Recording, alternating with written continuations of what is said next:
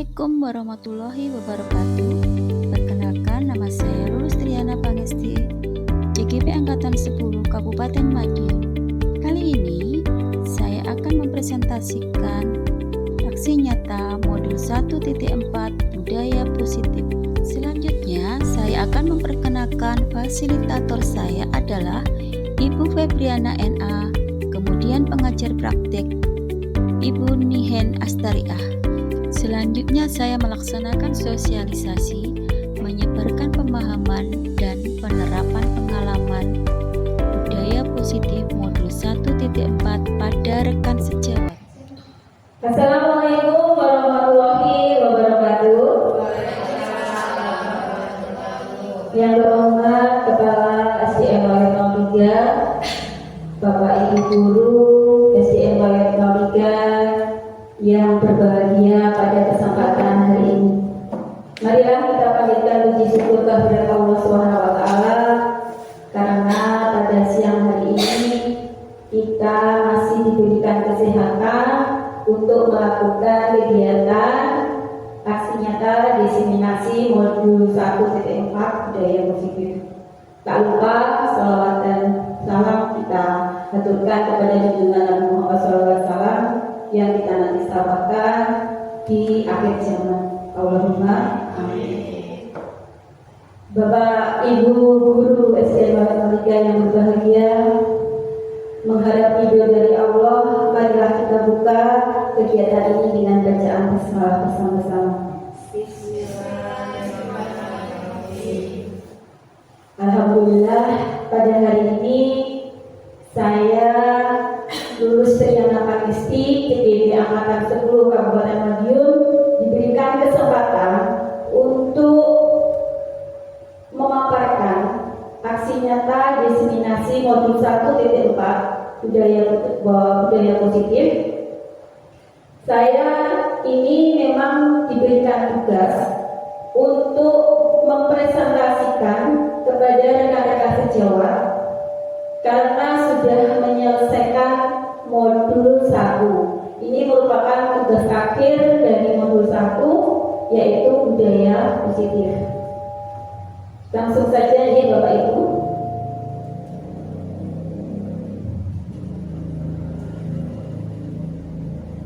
Ya, saya akan mengulas, menyebarkan pemahaman dan penerapan pengalaman budaya positif di SDM Wayat 03. Ini profil yang sebelah kanan itu adalah fasilitator saya. Itu adalah Ibu Febriana NA dari Nganjuk. Kemudian yang sebelah kiri adalah Ibu Nihen Astariah, ini merupakan PT atau pengajar praktek JGP Angkatan 10 kelas 302B. Baik, langsung saja ya. Budaya positif. Latar belakang saya mengerjakan tugas ini adalah pendidikan karakter bangsa Indonesia, yakni profil pelajar Pancasila. Dalam upayanya perlu diterapkan adanya perubahan budaya sekolah. Perubahan ini dengan membiasakan terhadap hal-hal positif, begitu pula disiplin yang dilakukan di sekolah hingga membentuk budaya positif. Yang dimaksud di sini adalah mengubah atau menumbuhkan karakter siswa agar lebih baik lagi. Kemudian tujuannya yaitu yang pertama adalah menanamkan keyakinan atau nilai kebajikan pada diri murid baik di kelas atau sekolah. Kemudian berkolaborasi bersama rekan sejawat untuk dapat mengontrol posisinya sebagai guru kamu. Yang ketiga, berkolaborasi bersama rekan untuk melakukan restitusi sebagai satu upaya menanamkan disiplin positif. Itu merupakan tujuan dari pemaparan saya. Kemudian tolak ukurnya, terbentuknya keyakinan kelas hasil kesepakatan pada murid, terbentuknya keyakinan sekolah. Kemudian yang ketiga, guru mengetahui 5 kebutuhan dasar manusia. Guru mengetahui posisi kontrol sebagai among. Guru mengetahui kegiatan restitusi.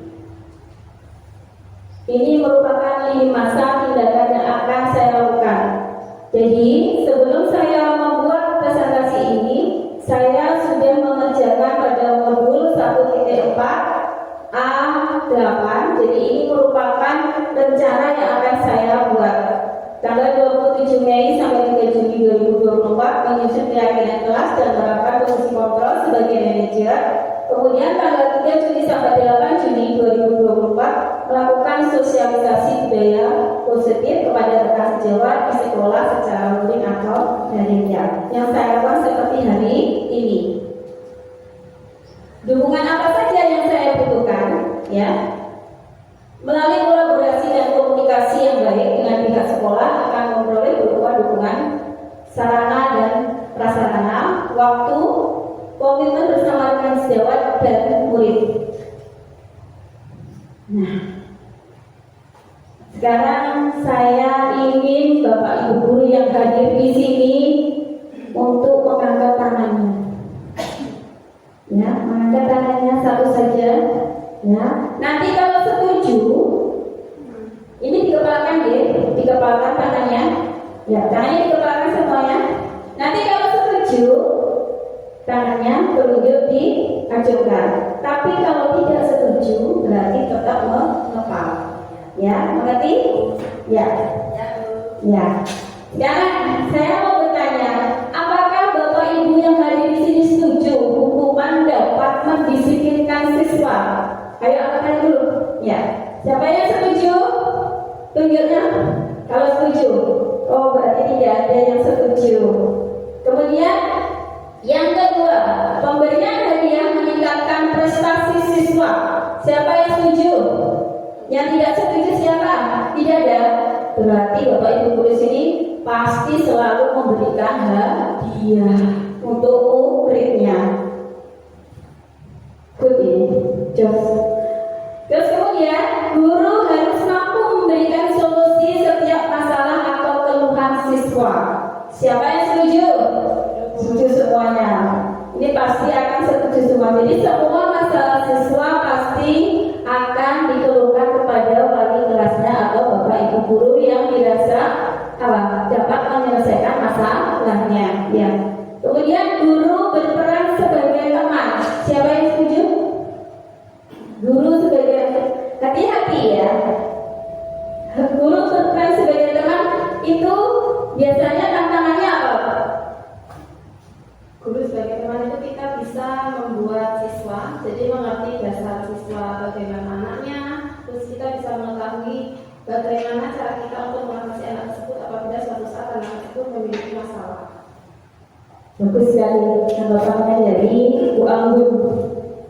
Jadi guru berperan sebagai teman, kadang ya kita juga berperan sebagai teman murid kita. Jadi kita sebagai sahabat. Nah, maka dari itu nanti dari pertanyaan ini nanti kita akan mengetahui setelah nanti Bapak Ibu guru saya jelaskan atau saya paparkan atau kita sharing ya, berdiskusi bagaimana apakah yang Bapak Ibu guru lakukan itu sudah dapat diterapkan di SDN Mayur 03 ya. Ya, yang pertama adalah budaya positif. Apa sih maksudnya budaya positif?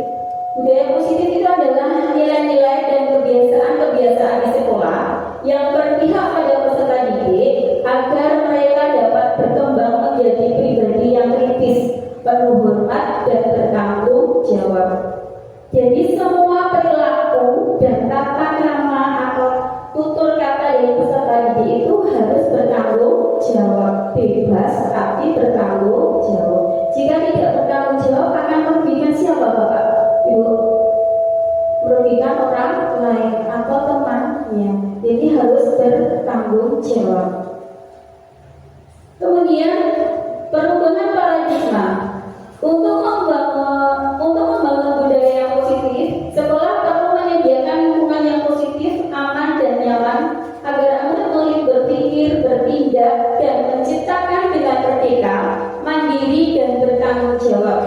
Ini merupakan pola pikir yang berubah, jadi sesuai dengan perkembangan zaman, sesuai filosofi Hajar Dewantara. Guru itu adalah menuntut sesuai kodrat muridnya. Jadi kita tidak boleh menjadi guru yang menghukum saja, gitu ya. Kemudian hasilnya di sini dikaitkan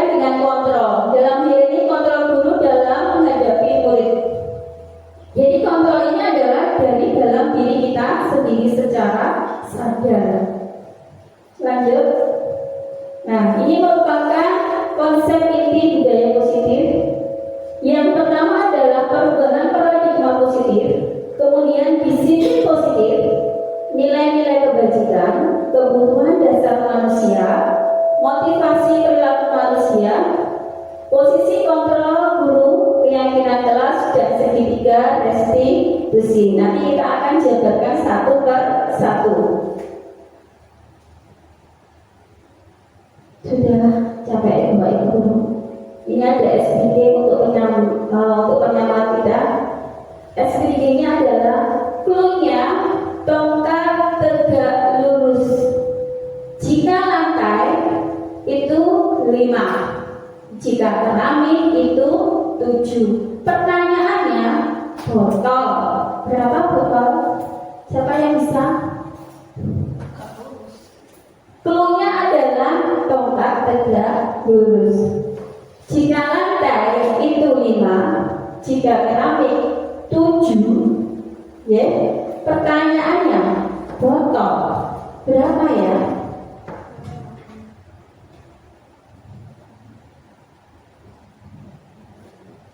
Ada yang bisa? Ada yang bisa? Masih oke?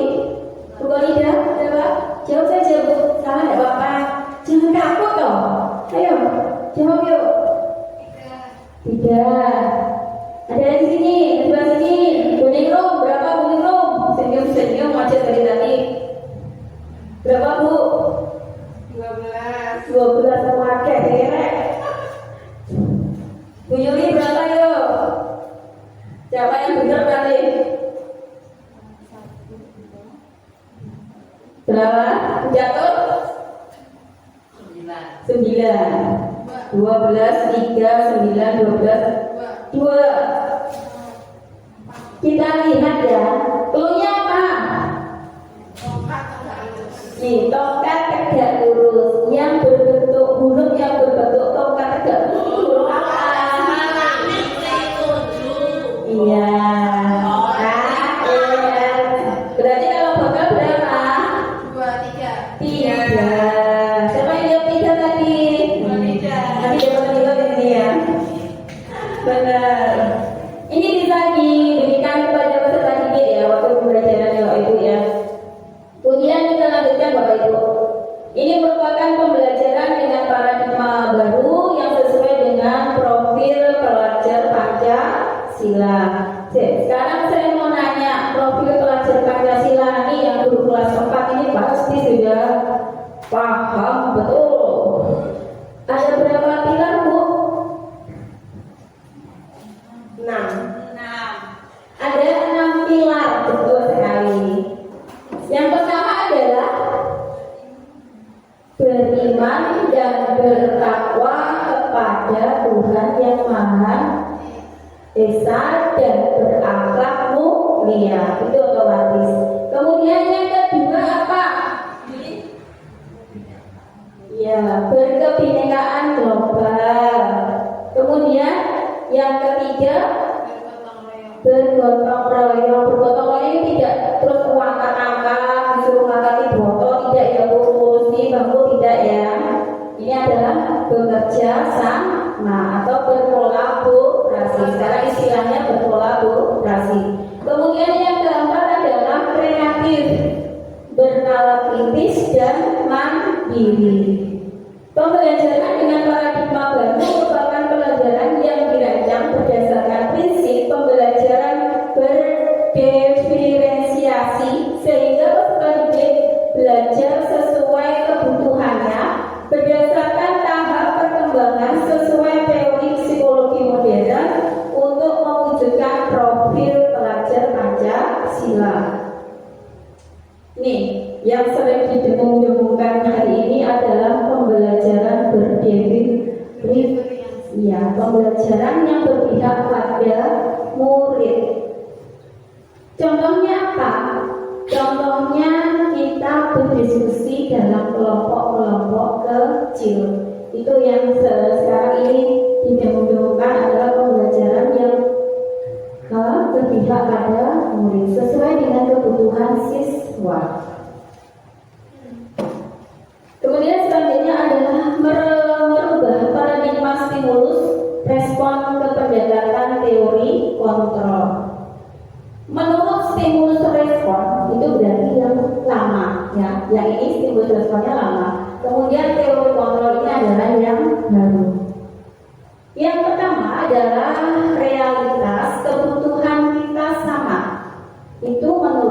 stimulus respon. Teori kontrolnya, realitas kebutuhan kita berbeda. Maksudnya bagaimana ini? Di dalam satu kelas pasti muridnya tidak sama, ya loh. Ada keberagamannya, karakteristiknya juga berbeda. Jadi latar belakangnya juga berbeda. Kemudian yang kedua adalah semua orang melihat hal yang sama. Kalau menurut stimulus respon adalah semua orang melihat hal yang sama. Kemudian untuk teori kontrolnya, setiap orang memiliki gambaran yang berbeda. Jadi semua orang itu mempunyai impian yang berbeda, tidak sama, mempunyai cita-cita juga yang berbeda. Terus yang ketiga, kita mencoba mengubah orang agar berpandangan sama dengan kita. Apakah bisa? Pertanyaannya tidak, kan? Nah, kita berusaha memahami pandangan orang lain tentang dunia. Jadi kita menghargai dan menghormati pandangan pendapat dari orang lain.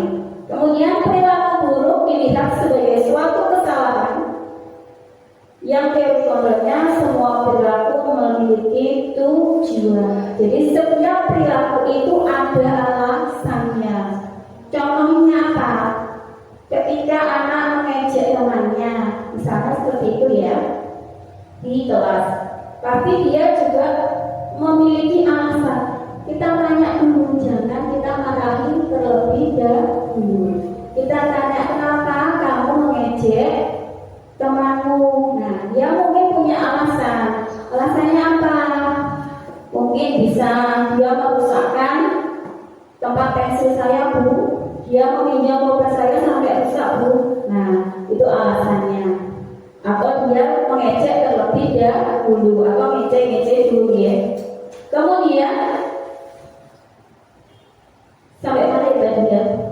Sampai sini dulu. Ya, saya bisa mengontrol orang lain. Itu menurut stimulus respon. Anda tidak bisa mengontrol orang lain. Coba sekarang Ibu genggam tangannya. Coba Ibu tolong genggam tangannya. Kemudian disuruh membuka temannya. Apa yang akan Bapak Ibu lakukan? Ya, itu merupakan posisi kontrol. Kita tidak boleh dibuka oleh apa? Temannya. Tetap kita akan berusaha apa? Menggenggam kepala tangan kita. Nah, itu merupakan adalah posisi kontrol. Jadi Anda tidak bisa mengontrol orang lain. Itu dibuktikan dengan genggaman tangan kita. Kita mesti akan berusaha tetap menggenggam, tidak boleh dilepas oleh orang lain. Kemudian pemaksaan apa ada pada saat bujukan gagal. Kemudian kolaborasi dan konsensus menciptakan pilihan-pilihan baru. Kolaborasi sudah tahu. Konsensus apa ya kira-kira? Konsensus itu adalah kesepakatan Bapak Ibu. Ya, kesepakatan menciptakan pilihan-pilihan baru atau ide-ide gagasan baru. Kemudian model berpikir menang kalah. Yang teori kontrol model berpikir menang-menang. Nah, maksudnya apa ini menang-menang? Kok menang-menang ya? Kalau stimulus respon menang kalah, berarti ada yang menang, ada yang kalah. Kalau yang ini dia menang semuanya. Ya, tidak ada yang menang, tidak ada yang kalah, tidak ada yang dirugikan dan juga tidak ada yang diuntungkan. Sama-sama. Maksudnya seperti itu.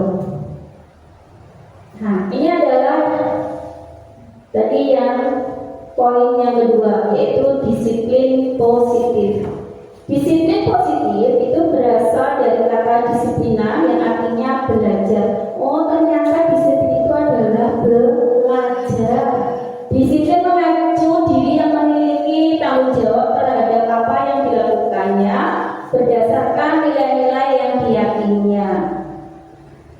Kemudian, sebagai pendidik, tujuan kita adalah menciptakan peserta didik yang memiliki disiplin diri sehingga mereka berperilaku mengacu kepada nilai-nilai kebajikan universal dan memiliki motivasi intrinsik dalam perubahan perilaku ke arah yang lebih baik.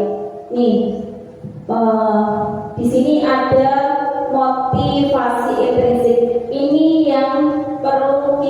tumbuhkan kepada peserta didik kita. Apa sih motivasi intrinsik?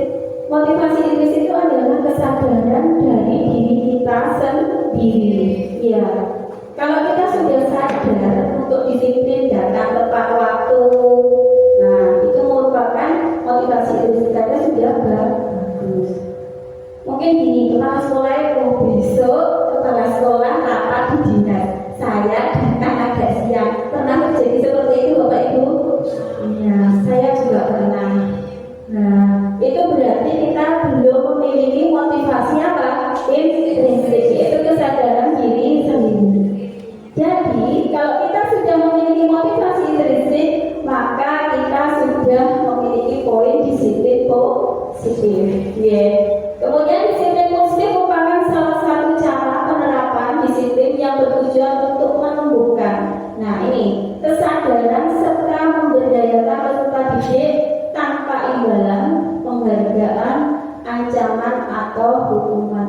Maka yang tadi kan saya bertanya, hukuman dapat mendisiplinkan murid. Bapak Ibu tidak setuju. Kemudian apa tadi? Penghargaan, kalau muridnya bagus diberikan penghargaan atau reward. Reward itu bukan berarti hanya barang ya, tapi apa? Bisa penguatan, bagus, dikasih apa gitu aja murid itu sudah semuanya bukan mainnya. Lanjut ya. Nah, ini adalah nilai-nilai kebajikan.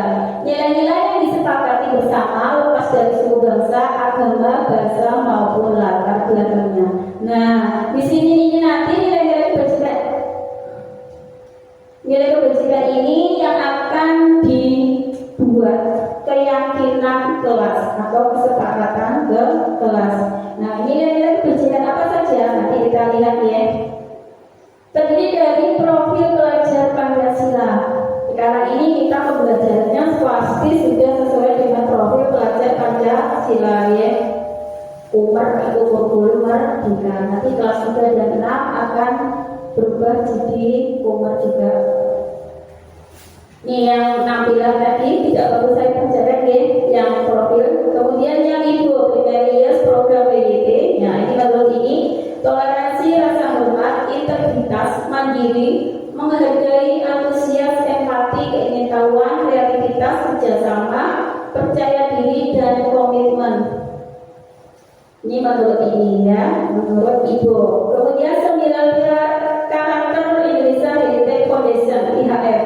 Cinta Tuhan dan segenap ciptaannya, kemandirian dan tanggung jawab, kejujuran, diplomatis, hormat dan santun, dermawan, suka menolong, dan gotong royong, percaya diri, kreatif dan bekerja keras, kepemimpinan dan keadilan, baik dan rendah hati, toleransi, kedamaian dan kesatuan.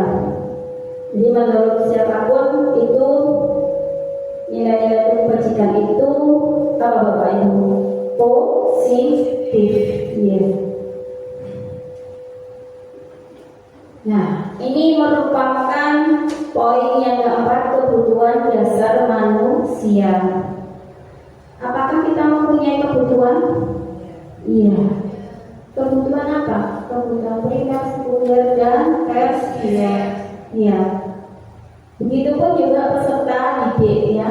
Kebutuhan manusia adalah segala sesuatu yang dibutuhkan oleh manusia untuk mempertahankan keseimbangan kondisi fisiologis dan psikologis yang bertujuan untuk mempertahankan kehidupan dan kesehatan. Kalau kita sudah tidak sehat, maka kita tidak bisa beraktivitas. Di sini dilihat keseimbangan fisiologi dan psikologis. Jadi secara fisik dan secara psikologis kita itu harus seimbang. Jadi sehat jasmani dan sehat rohani. Kalau rohaninya tidak sehat, ini yang paling berat ini. Ya kan? Rohani itu, psikologis itu kalau tidak sehat obatnya sulit, gitu. Sulit sekali. Lanjut ya. Nah, ini adalah 5 kebutuhan dasar manusia. bertahan hidup, kasih sayang dan rasa diterima, penguasaan, kesenangan, dan kebebasan. Bertahan hidup itu secara fisik dan psikologis ya.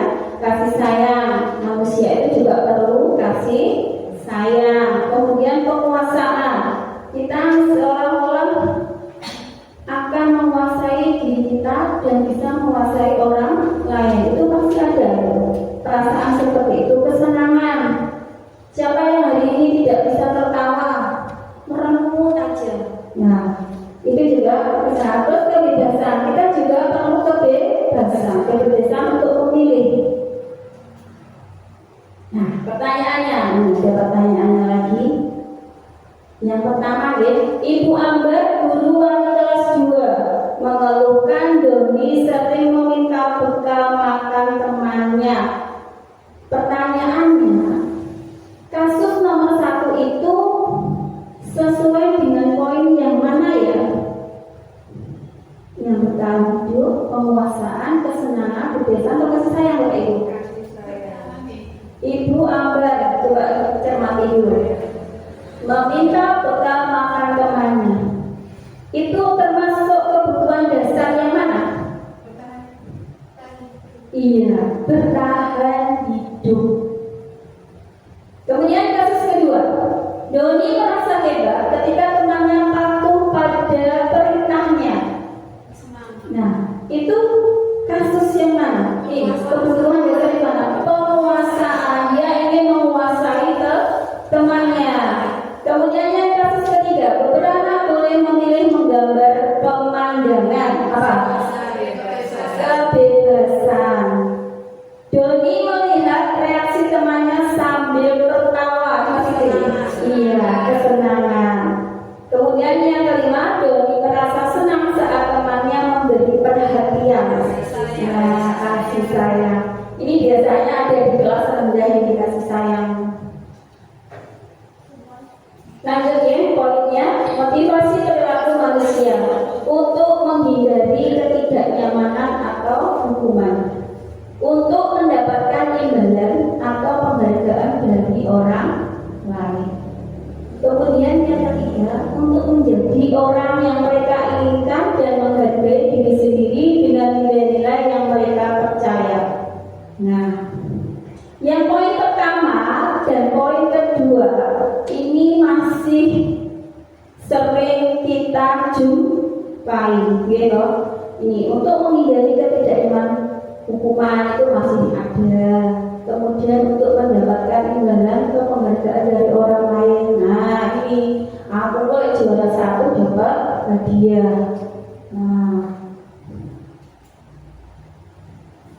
masih semangat, ada ini, ada SBD lagi. Nah, nih SBD-nya punya bumi itu bulat. Jika 100 sama dengan 2, pertanyaannya, kalau 1 juta berapa? Oh, sudah pintar sekarang. Tadi belum bisa.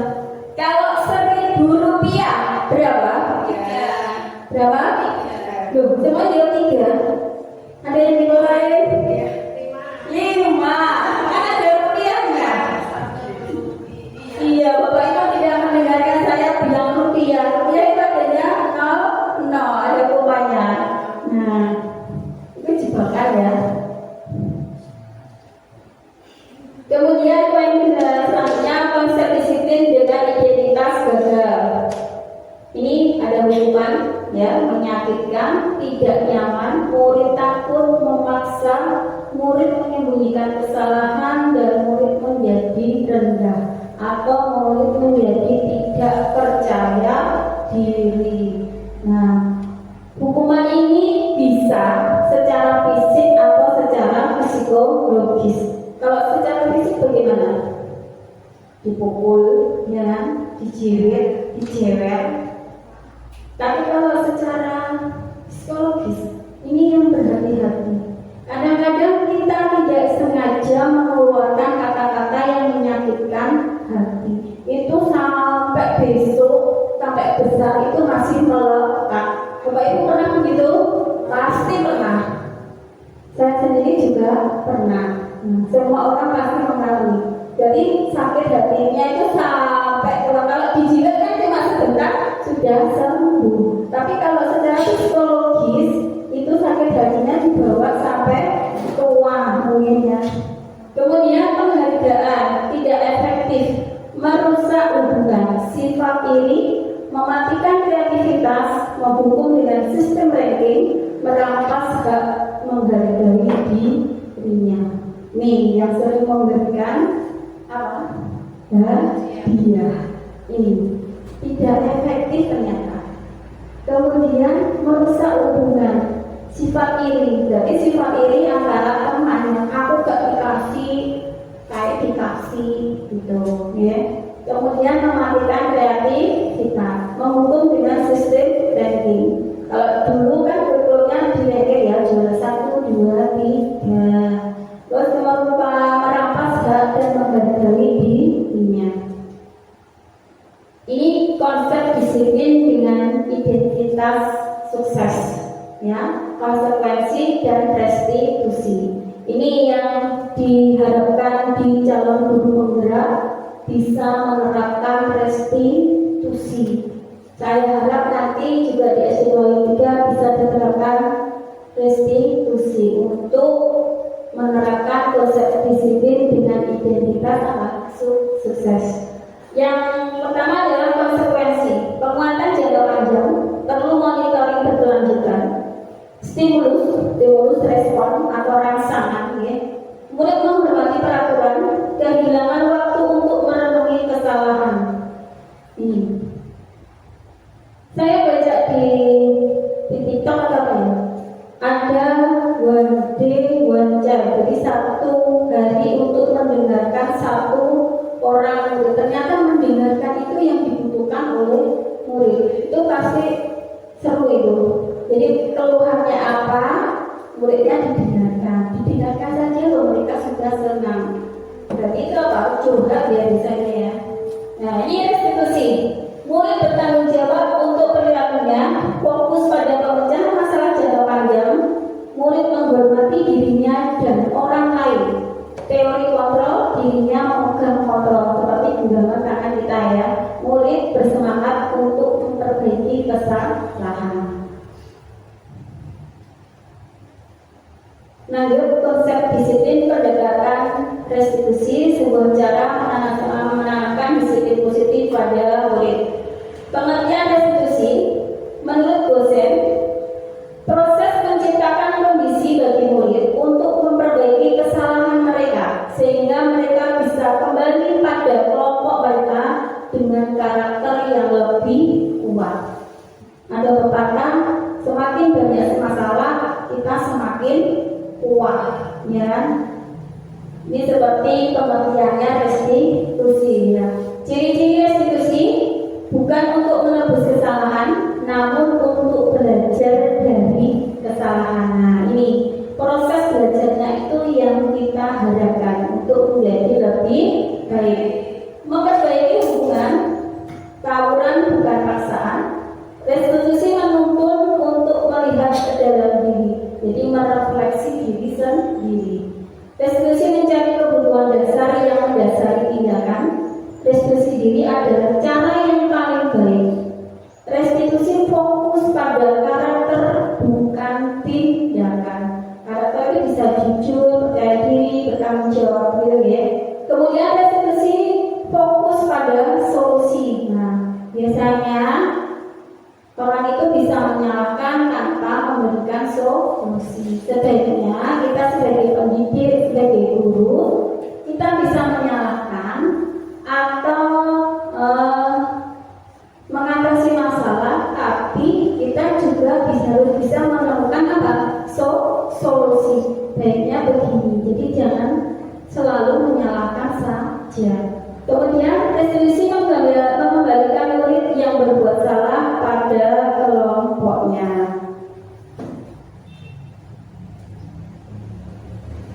Perbedaan. Contoh kasus, siswa sering tidak mengerjakan PR. Nah, ini adalah perbedaannya. Ini saya contoh kasusnya ya. Hukuman. Guru menghukum siswa tersebut berupa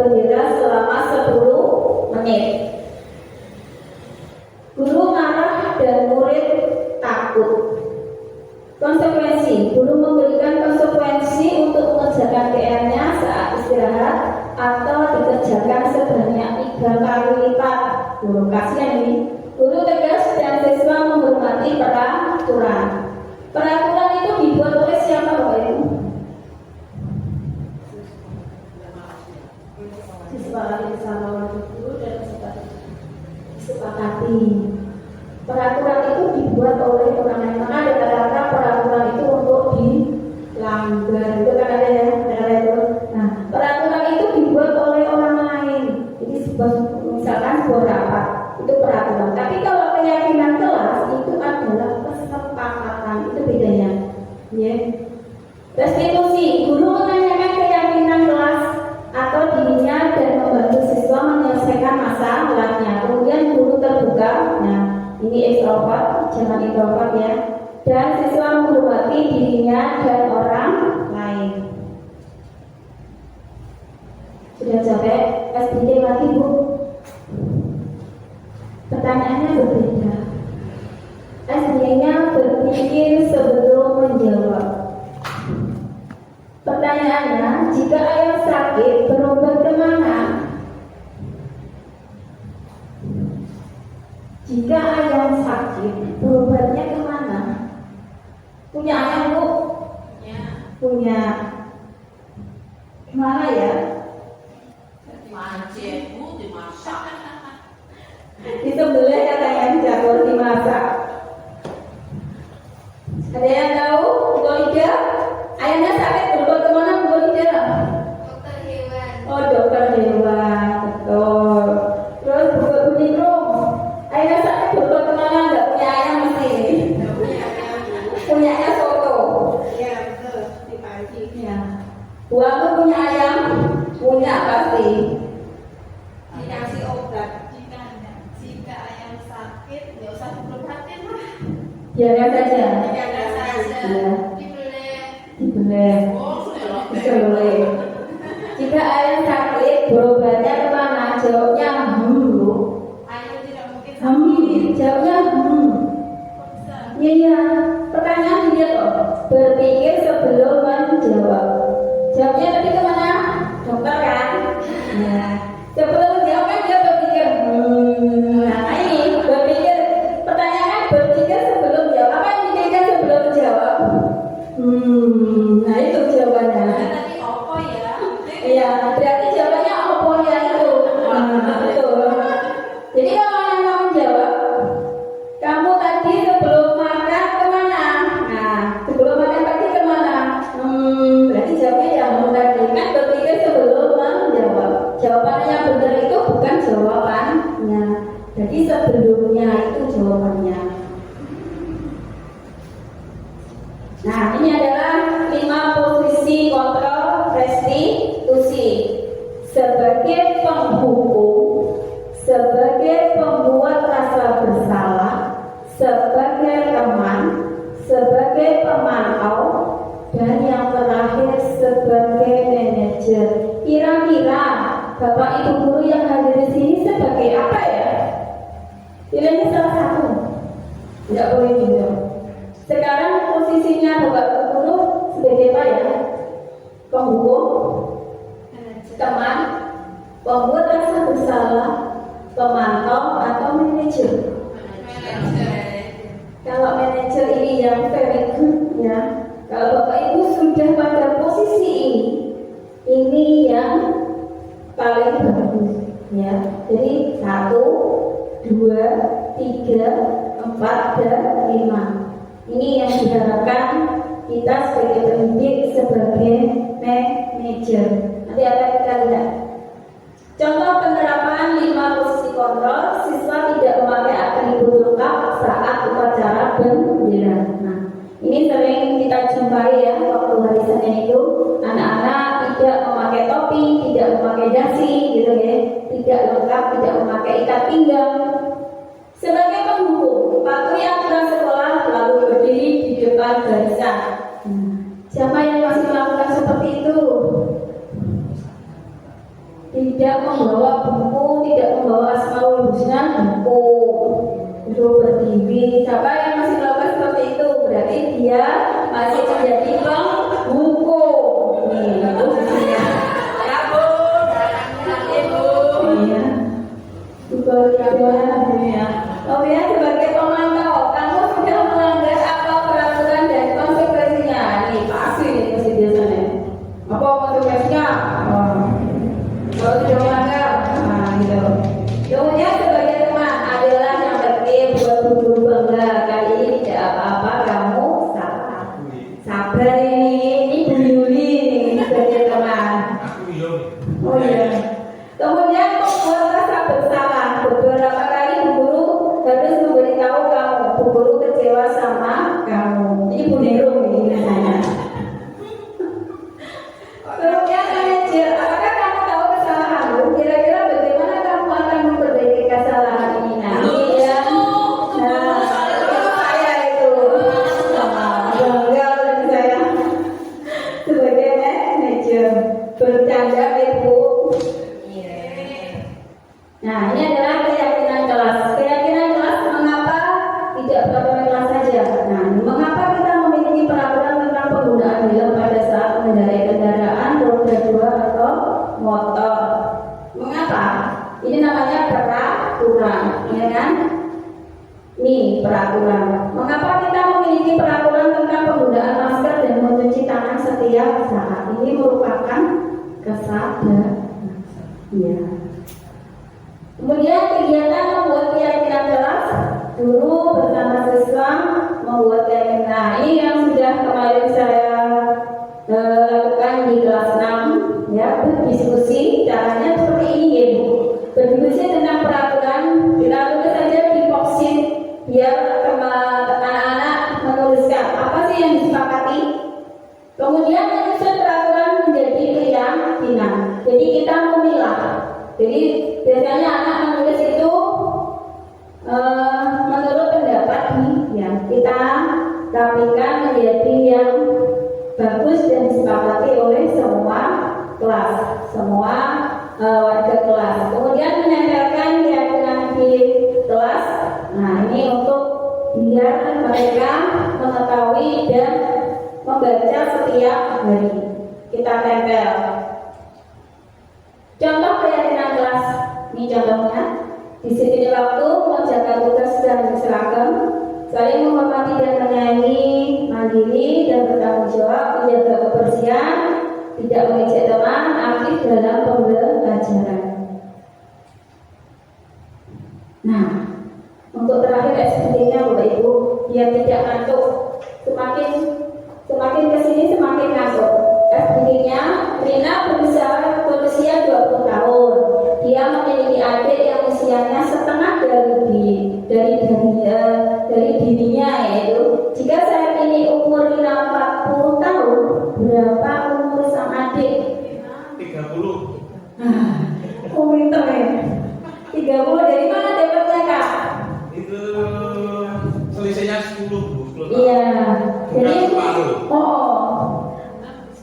Jadi 20 tahun itu dibagi setengah, dibagi 2, sisinya 10. Kemudian 40 tahunnya dikurangi 10 tahun, hasilnya 30 tahun. Itu ya Bapak Ibu. Kemudian bagaimana pembentukan keyakinan kelas? Ini lebih abstrak daripada peraturan, sedikit saja biar mudah diingat. Jadi kata-katanya jangan terlalu banyak, anak-anak menjadi bingung nanti. Berupa pernyataan universal dapat diterapkan di kelas, bersedia meninjau kembali keyakinan kelas dari waktu ke waktu, dibuat dalam bentuk positif. Semua warga kelas hendaknya ikut berkontribusi dalam pembuatan keyakinan kelas. Nah, ini merupakan segitiga yang saya bilang tadi ya, menstabilkan identitas. Kita semua akan melakukan hal terbaik yang bisa kita lakukan. Validasi tindakan yang salah, semua perilaku memiliki alasan. Seperti yang jadi kita tanyakan lebih dahulu, apa alasannya dia seperti itu.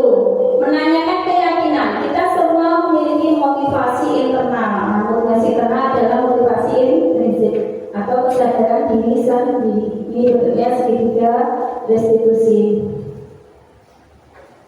Dan terima kasih.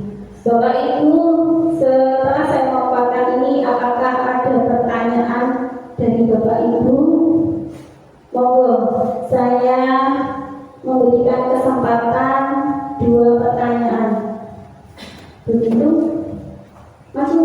Bu.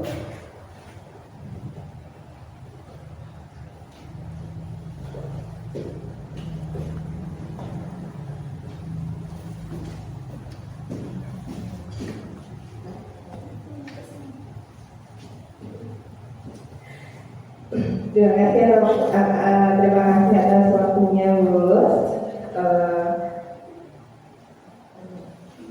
Nama saya Endang Suryani Krum dari SDN Lain 03. Saya mengajar di kelas 4, Ibu. Saya mau bertanya bagaimana kapan kita akan membuat keyakinan kelas.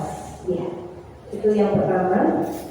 Terus yang kedua, bagaimana cara membuat keyakinan kelas tersebut. Hanya itu saja. Terima kasih. Terima kasih Bu Hidup atas pertanyaannya.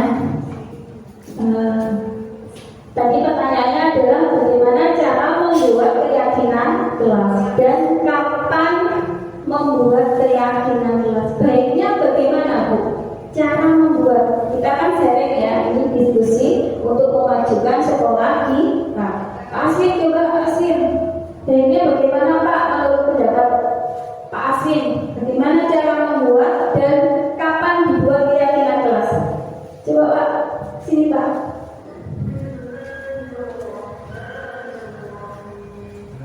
Cara membuat keyakinan kelas dan kapan?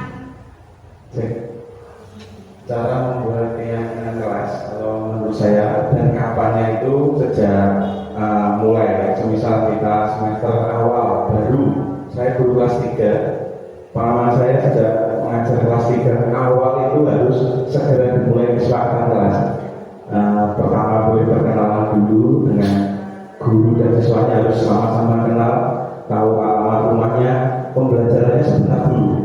Pembelajarannya maksudnya kita harus kenal dulu sama siswanya, setelah itu buat kesepakatan kelas.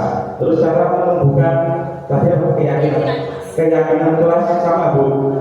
Siswa saya bimbing juga, kamu harus yakin bahwa dirimu sendiri bisa sukses atau bisa belajar bersama teman-temanmu, tidak ada perbedaan di antara satu dengan yang lain. Itu menurut saya dulu lulus, mungkin ada kurang lebihnya, saya mohon maaf juga, tolong dibantu jawabannya. Terima kasih. Sebenarnya Pak Asin tadi menyampaikan kalau keyakinan kelas itu baiknya dibuat di awal tahun pelajarannya. Kalau kita masuknya tahun pelajaran di bulan Juli ya, nah kita pada awal pelajaran itu biasanya kita kan memperkenalkan diri dulu, perkenalan murid-murid, kemudian memperkenalkan diri kita sendiri sebagai guru, kemudian kita membuat keyakinan berdasarkan kesepakatan murid-murid sehingga menjadi keyakinan kelas. Kemudian bagaimana caranya? Kalau di kelas rendah, anak-anak itu kan belum bisa membaca, ya loh. Kalau belum bisa membaca, bagaimana caranya? Ya kita sajikan saja dalam bentuk gambar. Ini yang membuang sampah di tempatnya, ini yang tidak, gitu ya. Nah itu bisa. Ini yang disiplin. Kamu milih yang mana? Gitu. Bisa dijentang, gitu ya. Itu kalau di kelas. Kalau di kelas ini kan mereka sudah bisa menulis sendiri. Kita cukup membagikan kertas poksit atau kertas berwarna-warni untuk ditempel. Nanti yang mana yang akan disepakati bersama. Kalau sudah menjadi kesepakatan itu sudah menjadi. Nanti kalau dia sudah melakukan itu, nah berarti sesuai enggak? Ya boleh enggak? Enggak. Nah itu sudah menjadi apa? Restitusi untuk dirinya sendiri. Nah itu contoh kalau kita sebagai guru, sebagai manajer. Dan terima kasih Pak Asim. Nah, sekarang dari paparan saya tadi, apakah Bapak Ibu guru merasa senang atau merasa menambah wawasan baru dengan paparan budaya positif ini? Saya ingin Bu Anggun untuk menjawab. Terima kasih Bu Lulus. Untuk paparan yang sudah diberikan Bu Lulus, saya rasa untuk saya pribadi saya mendapatkan pengalaman baru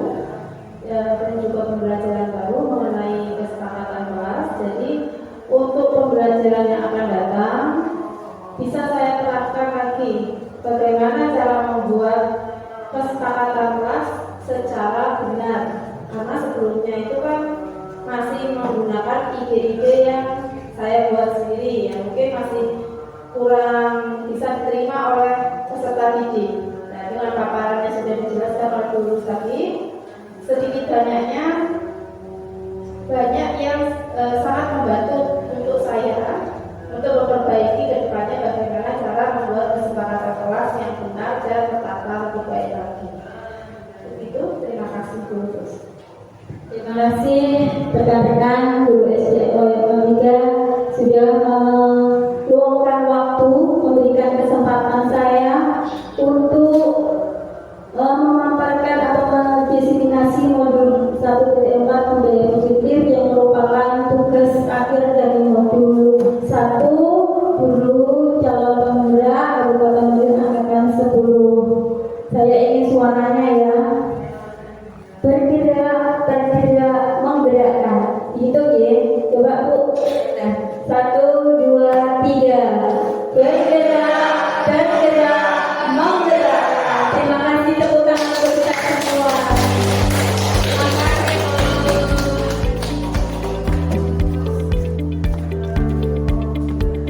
Untuk guru.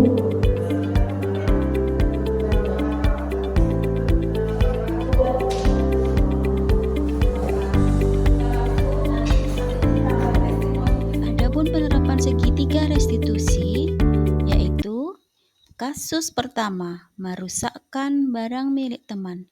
Kasus kedua adalah mengejek teman sekelas dan testimoni rekan sejawat.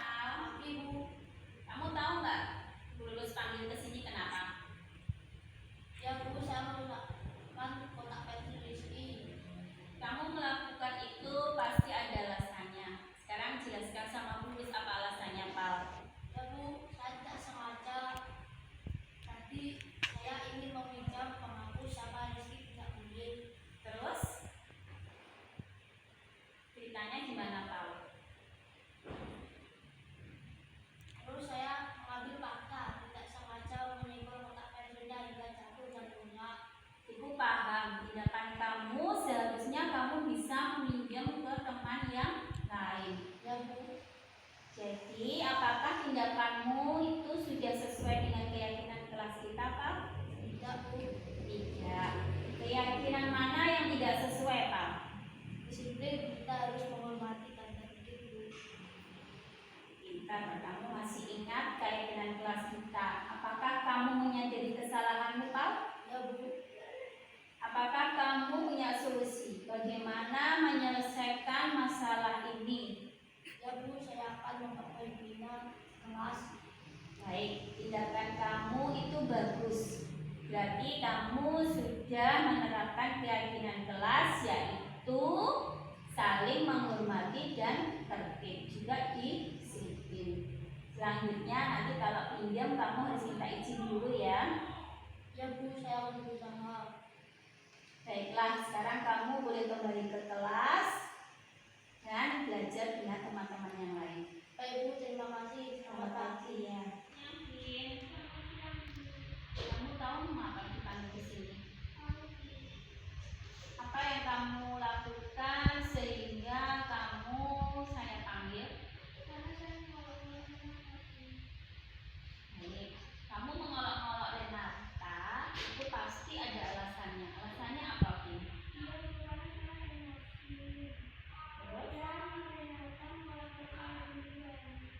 Wajar kamu emosi, Pin. Tapi kita harus berusaha sabar untuk menahan emosi. Sekarang apa tindakanmu setelah mengolok-olok Renata sampai menangis sesuai dengan keyakinan kelas, Pin? Saya akan meminta maaf kepada Renata dan saya akan berusaha menghormati keyakinan kelas kita itu adalah saling menyayangi dan hidup rukun dengan teman kita yang ada di dalam kelas. Jadi kamu apakah sudah menyadari kesalahanmu, Vin?